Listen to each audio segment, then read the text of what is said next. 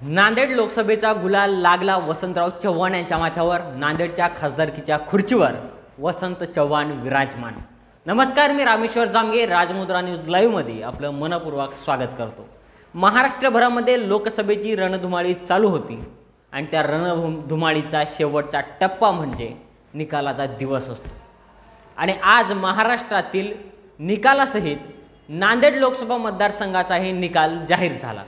या निकालामध्ये अतिशय काट्याची टक्कर झाल्याचे म्हटलं तरी वावगं ठरणार नाही, कारण एकीकडे भाजपने पूर्ण ताकद लावलेली होते।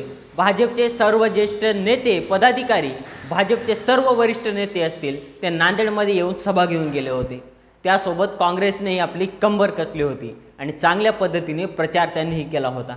यामध्ये नांदेडच्या नागरिकांना उत्सुकता होती, नेमका नांदेडचा खासदार कोण होणार, कोणाला नांदेडचा गुलाल लागणार।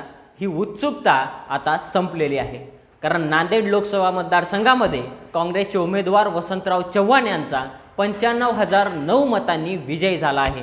गुलाल कोणाला लागणार या चर्चा आता थंडावलेल्या आहेत, कारण नांदेडचा गुलाल हा वसंतराव चव्हाण यांच्या माथ्यावर लागलेला आहे। आता पाहूयात वसंतराव चव्हाण हे खासदार झालेत तर आता नांदेडकरांसाठी कोणकोणत्या योजना आणि कोणकोणती कामं करतील आणि त्यांचं काम, त्यांचा कार्यकाळ कसा असेल, या सगळ्या गोष्टी पाहण्यासारख्या आहेत। अशीच नवनवीन माहिती पाहण्यासाठी राजमुद्रा न्यूज लाईव्हला सबस्क्राईब करा आणि तुमचे मत कमेंटच्या माध्यमातून कळवा।